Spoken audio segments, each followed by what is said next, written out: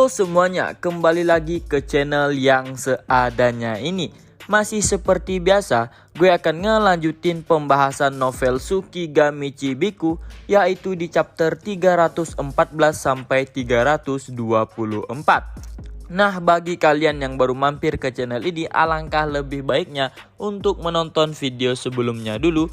Dan jangan lupa untuk tekan subscribe-nya juga sebagai bentuk dukungan untuk channel ini ke depannya. Oke, jangan lama-lama lagi, langsung kita gasket. あなたクズの葉何よその顔好きに思えばいいさほんと自分に嫌気がさす Lime pun tiba di panti asuhan dan seorang gadis yang melihatnya pun memanggilnya. Lime melambalkan tangannya sambil melewati pintu dan dikelilingi oleh anak-anak dalam sekejap. Seorang wanita dengan pakaian sederhana dan Lime sekarang telah memiliki anak-anak yang berkerumunan di sekitar mereka.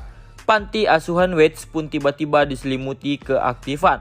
Setelah Lime bekerja dengan baik untuk perusahaan Kuzunoha, dia telah memberi mereka dukungannya secara terbuka. Lime juga berasal dari panti asuhan Weids dan telah sukses di Shige. Bagi anak-anak, Lime adalah pahlawan. Lime selalu berusaha membawa makanan untuk anak-anak panti asuhan setiap kali dia datang.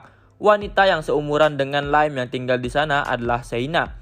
Mereka berdua adalah teman masa kecil panti asuhan itu. Dan ketika Seina tumbuh dewasa, dia memilih tinggal di panti asuhan dan terus menjaga anak-anak kecil itu. Lime memilih jalur petualang, berhasil dan terus mendonasikan uangnya di panti asuhan itu. Sedangkan Seina memilih jalan yang aman dan menetap untuk mengurus panti asuhan. Lime pun menghadapi Seina dengan serius. Lalu, Seina menanyakan keadaan Lime di perusahaan karena dia khawatir Lime telah mengalami kesulitan. Lime pun menjelaskan bahwa dia telah bekerja dengan jajaran atas dari perusahaan Kuzunoha dan memiliki gaji yang cukup bagus, sehingga tidak ada yang perlu dikhawatirkan. Seina pun penasaran dengan orang-orang dari perusahaan Kuzunoha karena perwakilannya juga belum pernah datang ke panti asuhan. Lime pun menjelaskan bahwa bosnya sangat sibuk dan sedang berada di Shige untuk mengurus sesuatu di Jalan Senja. Mendengar itu, Seina pun terkejut. Bagi warga Shige, Jalan Senja adalah salah satu hal yang tabu dan sangat berbahaya. Lime belum secara langsung menyentuh hubungan antara perusahaan Kuzunoha dan panti asuhan Weids. Namun, Seina mengatakan bahwa Tomoe telah datang dan meminta dia memberitahunya jika ada anak berbakat di panti asuhan itu. Setelah itu, Tomoe juga memberikan 100 koin emas ke panti. Itu adalah pertama kalinya Seina bertemu dengan orang dari perusahaan Kuzunoha. Seina juga mengatakan bahwa pada akhirnya Tomoe tidak membawa satu anak pun dari panti asuhan bersamanya. Tomoe hanya akan menyarankan pekerjaan untuk mereka. Setelah Seina menyelidiki tempat pekerjaan yang disarankan oleh Tomoe, dia tidak menemukan satu pun yang berhubungan dengan perusahaan Kuzunoha atau semacamnya. Lime tidak tahu niat apa yang dimiliki Tomoe ketika dia melakukan itu, tetapi Lime akhirnya mengerti alasan keraguan dan kecurigaan Seina. Tomoe juga telah memberikan 3 gerbong yang dikemas untuk makanan kering, sayuran segar dan pakaian baru sebagai bonus untuk Lime. Saat itu, Tomoe juga membawa 5 juru masak profesional dan tinggal selama 3 bulan untuk membuat makanan untuk anak-anak dan mengajari mereka cara memasak. Itu membuat Seina mempertanyakan apa tujuan perusahaan Kuzunoha sebenarnya. Lime pun menjelaskan bahwa sebenarnya perusahaan Kuzunoha mengharapkan banyak hal gila darinya. Dan setelah bosnya mengetahui bahwa dia berasal dari panti asuhan Weids, Makoto mengatakan bahwa dia tidak bisa membiarkan anak-anak di sana begitu saja.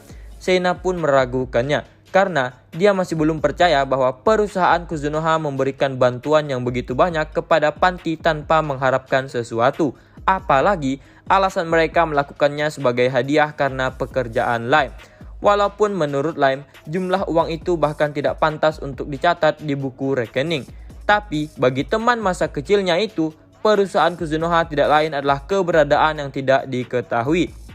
Oleh karena itu, Seina pun meminta Lime untuk membawa Makoto ke panti untuk berbicara secara pribadi setidaknya sekali. Lime pun mengerti. Lime yang dipenuhi dengan harapan akhirnya memikul masalah yang berat. Setelah itu, Lime pun melanjutkan perjalanannya menuju kuil petualang. Tomoe telah membangun dan menyelesaikan resor mata air panas di Kaleneon. di tengah badai salju di pertengahan musim dingin. Itu adalah proyek resor pertama perusahaan Kuzunoha dan akan menjadi yang terakhir. Lime pun menurunkan kepalanya dengan penuh semangat di dalam uap air panas. Makoto melihat tubuh Lime yang telah terlatih memiliki sejumlah bekas luka masa lalu. Sebelumnya, Lime tiba-tiba mulai mencari Makoto dan Mio di jalan senja tanpa sembunyi-sembunyi sehingga ditangkap oleh mata-mata Ryo lebih cepat daripada Lime menemukan mereka. Kanta pun membawa Lime ke tempat mereka berada segera setelah itu. Makoto menangkap di mata Lime bahwa dia ingin mengatakan sesuatu sehingga bertingkah aneh. Tapi Lime khawatir saat Mio ada di sana. Jadi Makoto meminta Mio untuk meninggalkan ruangan. Setelah Mio pergi, Lime pun mengatakan bahwa ada seseorang wanita yang ingin ditemui oleh Makoto.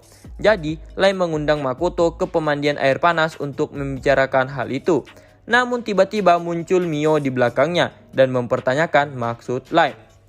Lime pun menjelaskan kepada Mio bahwa dia mengundang Makoto untuk menemui teman masa kecilnya di panti asuhan Wade. Dan untuk masalah mandi bersama, Lime hanya ingin mandi bersama dengan bosnya dan mengenal satu sama lain antar pria. Mio pun mengerti dan menyuruh mereka pulang saat makan malam. Lalu mereka pun pergi ke resor mata air panas pegunungan iblis di Kaleneon. Mereka pun membicarakan banyak hal termasuk perubahan emosional yang dirasakan Lime terhadap Mio yang menjadi sedikit lembut dan Tomoe yang menjadi lebih ketat. Makoto pun merasakan hal yang sama. Namun, dia belum tahu pasti perubahan apa yang mereka miliki kemudian. Makoto pun menanyakan perihal masalah tentang teman masa kecil Lime di panti asuhan. Lime pun mengatakan bahwa temannya yang bernama Seina yang mengurus anak-anak di sana ingin bertemu dengannya. Alasannya bahwa Seina merasa tidak sopan jika tidak bertemu dengan perwakilan setelah menerima bantuan yang begitu besar. Setelah memikirkannya, Makoto pun menduga bahwa pihak panti telah mencurigai mereka memiliki motif tersembunyi dari bantuan yang mereka berikan. Dengan berat, Lime pun membenarkan dugaan Makoto itu. Setelah mempertimbangkannya dan merencanakan sesuatu, Makoto pun memutuskan untuk menemui Seina besok bersama Tomoe. Lime pun akan segera mengatur pertemuannya. Saat mereka pergi ke ruang ganti, Lime meminta Makoto untuk membicarakan tentang teknik rahasianya saat bersama Tomoe dan Mio dan memastikan Makoto tidak memberitahu mereka. Namun, Makoto mengatakan untuk tidak membicarakan sesuatu yang berkaitan dengan Mio dan Tomoe karena dia tidak bertanggung jawab jika sesuatu yang buruk menimpa Lime. Lime pun memilih untuk menyegel mulutnya. Jadi di sini itu Lime ingin bertanya tentang kekuatan Makoto di atas ranjang. Saat Makoto dan Tomoe hendak pergi ke panti asuhan, Makoto pun mengambil sebuah botol dengan desain yang rumit. Tomoe pun menunjukkan kewaspadaan sejenak dan segera mengambil botol itu dari tangan Makoto dan memeriksanya. Tomoe pun mengkonfirmasi bahwa dia tidak merasakan kekuatan sihir apapun darinya dan memastikan itu hanya parfum biasa. Makoto pun mengatakan bahwa dia menerimanya dari Dark Street Top di Jalan Senja ketika dia pergi bersama Mio. Itu adalah parfum yang sama dengan yang dipakai Dark Street Top itu. Sehingga Makoto merasa aneh jika seseorang memberikan item yang sama dengan yang mereka pakai. Tomoe merasa ada alasan mendasar yang buruk untuk masalah itu. Dia pun berencana untuk meminta kepala panti asuhan untuk menciumnya dan mendengar pendapat mereka.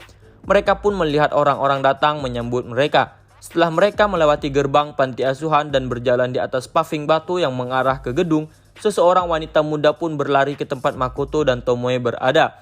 Tomoe pun mengatakan kepada Makoto bahwa dia adalah Seina. Seina pun menyapa Makoto sambil memperkenalkan dirinya.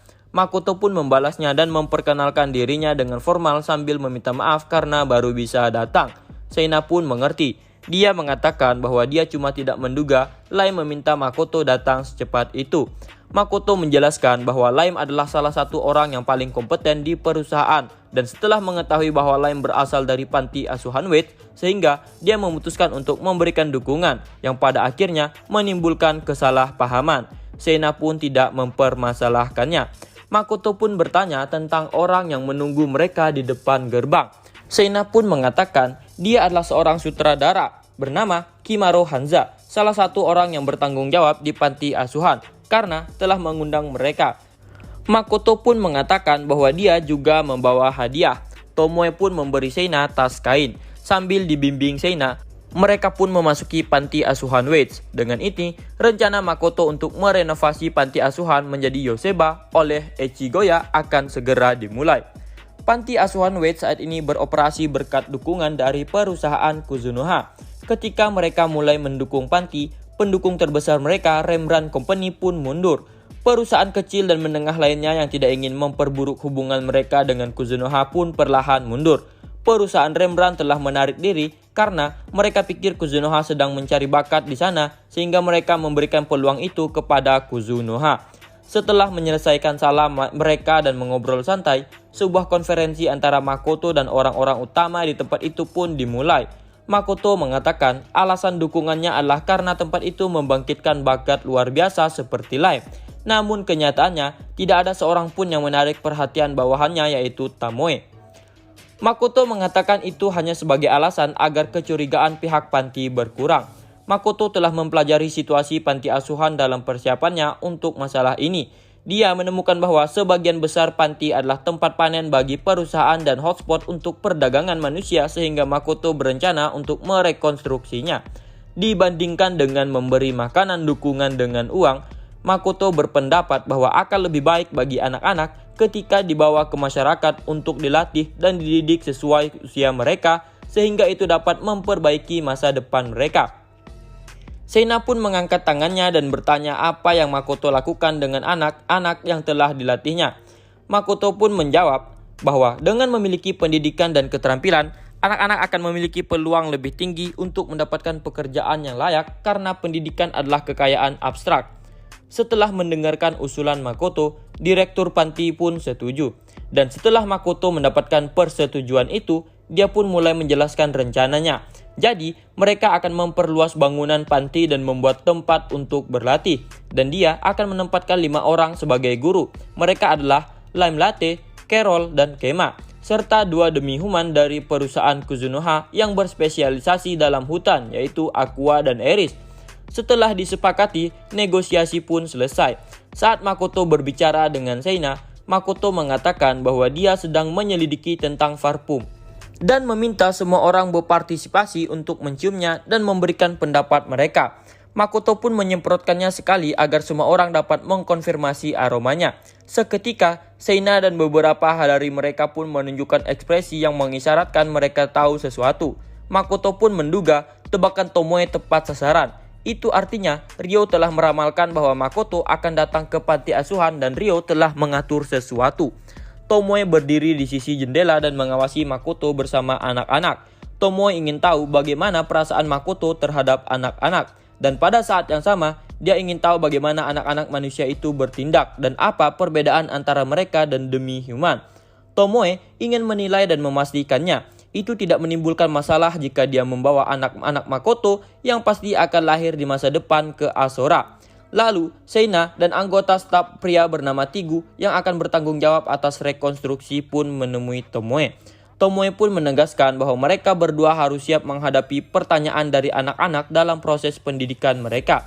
Sehingga, Tomoe meminta mereka berpartisipasi dalam pelajaran juga.